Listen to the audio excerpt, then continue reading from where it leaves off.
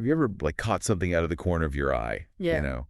and it just sends this like shiver right down your spine? It's like Mhm. you saw something you weren't meant to. Yeah, I know that feeling. It's primal, right?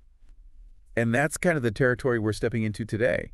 We're talking about something that has both terrified and fascinated people, like for generations, especially in the American Southwest, the Navajo Skinwalker. It really gets under your skin, doesn't it? What's so interesting about the Skinwalker is that it's not just a spooky campfire story. It's a deeply rooted belief, and it offers this like really unique window into how the Navajo people see the world, especially the parts we'd rather keep hidden. That's right. So get ready, because we're about to go deep. We're talking firsthand accounts, some pretty disturbing stuff. We're going to unpack what the Navajo traditionally believe about these beings and even how this legend is viewed today. Our mission is to figure out what's at the heart of this whole Skinwalker mystery and why it continues to hold such a powerful grip on our imaginations. Looking at all the articles and accounts you sent over, it's clear that the legend of the Navajo Skinwalker is a lot to unpack. It really is. And, when you take a step back, you realize that this whole idea of shape-shifting beings isn't unique to just one culture. But the Skinwalker, its origins, how it fits into Navajo tradition, that's what makes it so distinct and so fascinating, I think. Totally. So let's start at the beginning with the traditional Navajo understanding of what a Skinwalker is. The Navajo term is Yi Nudlushi. And you mentioned it has a pretty specific meaning. What is it? Yeah. So Yinad Lushi means, by means of it, it goes on all fours. I see. It really gives you this instant image, right? Yeah. It connects them directly to the animal world. It's all about their power to transform. Right. And these aren't the kind of shapeshifters you want to like run into on a hiking trail. We're talking about witches, harmful witches Mm-hmm. with this seriously creepy ability to morph into animals, to possess them, or even just mimic their appearance. And this power, it doesn't come easy. Definitely not. The sources I've looked at suggest that this power comes at a terrible price. Mhm. It's acquired through some truly horrific acts. Often it involves the killing of a close family member. Oh, wow. It's all part of a dark initiation. It's called the witchery way. The witchery way. Yeah, so you can see that this isn't just about power. It's about like a complete rejection of everything Navajo society stands for. It shows how seriously they take the consequences of choosing evil. The witchery way. It's like something out of a horror movie. So skinwalkers, they are basically the complete opposite of everything that's considered sacred in Navajo culture. Exactly. They represent the antithesis of Navajo values. Think about it. In Navajo culture, you have medicine people. They're healers, spiritual leaders. Their whole purpose is to bring balance and harmony to the community. Right, right. They use traditional ceremonies and knowledge to heal and protect, but skinwalkers, they do the opposite. They perform these malevolent ceremonies, and they use magic to manipulate and harm. It's like a complete perversion of the power. Yeah. And another thing that's really interesting is how traditional Navajo people are super reluctant to talk about skinwalkers with outsiders. Right, it's like forbidden knowledge almost. It is. There are big cultural taboos around it. And they're worried that without the proper context, these stories that are really important to them could be easily misinterpreted. Yeah, absolutely. It's like taking something sacred and turning it into a sideshow attraction. Yeah, exactly. This silence, this refusal to share, it's not just about superstition. It's about protecting their culture, their beliefs from being exploited. It makes sense. It's their way of keeping their traditions safe. And, when we hear the word witch, we often think of women. But with skinwalkers, it's actually more common for them to be men, isn't it? That's a good point. Even though women can definitely practice witchcraft in Navajo culture, the term skinwalker is usually used to refer to men. It's important to clarify that. Yeah. And you wouldn't necessarily think it, but the animals associated with skinwalkers aren't always like the typical scary ones like wolves or bears. You often hear about tricksters like coyotes being linked to them, or animals that are associated with death or bad omens.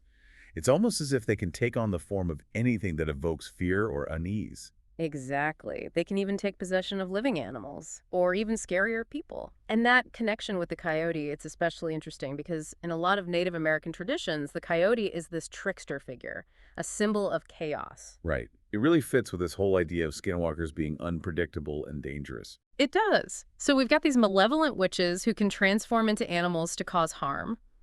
It's a belief that's deeply woven into Navajo culture, and it's surrounded by secrecy. Now let's talk about what people say these skinwalkers can actually do. What kind of powers do they have? Yeah, let's get into the nitty-gritty. What are we dealing with here? Well, shapeshifting is obviously a big one. They can transform into all sorts of animals, from wolves to coyotes to bears. They might choose a bear for strength or a fox for cunning. And unlike werewolves, who transform involuntarily, skinwalkers choose to change. That's even creepier. Right. It adds this element of intention. It makes you wonder what drives them to do it. Yeah, that's a chilling thought. Yeah. And another common theme of these accounts is their speed, right? Oh, absolutely. People describe them moving incredibly fast, way faster than any normal animal could. It's almost like they defy the laws of physics. Right. And then there's this disturbing ability they have to mimic sounds, human voices, animal calls, anything. Imagine being lured in by a sound you think is familiar, only to find out it's something sinister. That's terrifying. It's like they can play with your mind, make you doubt your own senses. Exactly. Some accounts even say they can influence people's thoughts, like some form of mind control. Whoa. It gets pretty unsettling. It does. And then there's the classic witch stuff, right? Yeah. Like the power to curse people or superhuman strength. But one thing that always stands out in these stories is the glowing eyes. Yeah, those are creepy. People often describe them as glowing red or sometimes this really bright white, especially when they're in animal form. And even in human form, some people say their eyes look, well, almost predatory, like an animal's eyes. It's like a sign that something's really, really wrong. Definitely. And another creepy detail is the way they describe animals moving, like walking on their hind legs. It's unnatural. And then there's this overwhelming feeling of dread that people talk about, like they're being watched by something they can't see. It's like a sixth sense, picking up on something dangerous. And some of the descriptions are even more graphic, like the use of a human bone straw to, like, spit bone fragments at their victims. Yeah, that's a pretty gruesome image. Definitely not something you want to encounter in a dark alley. So we've talked about the background and the abilities, but let's get to the really interesting stuff, the first-hand accounts. What are people actually seeing and experiencing? Right, let's dive into that. One thing that comes up a lot is encounters with these large dog-like creatures, but they're not behaving normally. People describe this intensity in their gaze, and you guessed it, glowing eyes.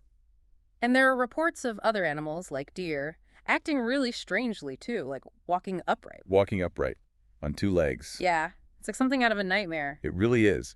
And then you have these sightings of bipedal figures, tall, dark shapes walking on two legs. Sometimes people even describe them having animal-like features, like a wolf's head or really long arms. It's like they're trying to pass as human, but they can't quite pull it off. Right, there's something off about them. And the mimicry we talked about earlier, that plays out in some pretty creepy ways too. It's not just animal sounds, it's things like human-like barking or even a child's voice crying for help, but in this really emotionless way. Yeah, that sends chills down my spine. That lack of emotion, it's what makes it so unsettling. It's like it's not even human. And that feeling of being watched, that comes up a lot too, that paranoia, like something's stalking you, even though you can't see it. It's a primal fear, being hunted. And then you have these weird physical occurrences, like footsteps on the roof, tapping on windows. It's like something's trying to get in.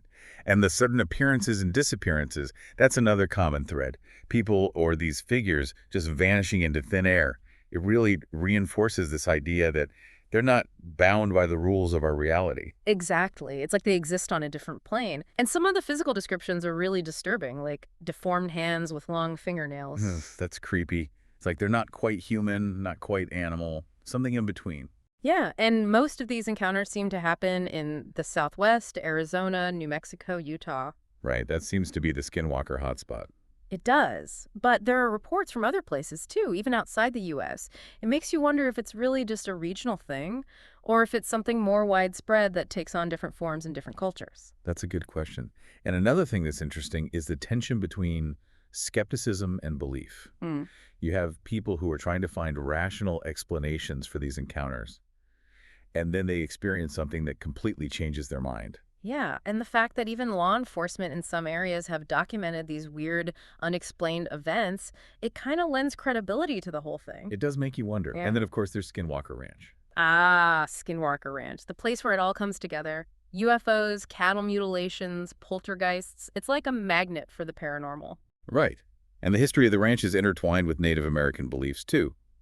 The Ute tribe, who have a history of conflict with the Navajo, believe that the Navajo cursed their land and left shapeshifters there.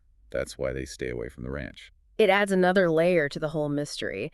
And, even with all the skepticism surrounding the ranch, there have been so many strange incidents reported there by different Right. owners, investigators. It's really hard to just dismiss it all as nonsense. Yeah, it keeps the legend alive. Mhm. And it makes you wonder if there's something about that specific location that makes it a focal point for these kinds of events. Right. Maybe there's some kind of energy there, or maybe it's the power of belief itself that's making these things happen. That's a really interesting idea. But before we wrap up, we need to talk about something really important: cultural sensitivity. This isn't just some scary story we're sharing for fun. It's a deeply meaningful part of Navajo culture.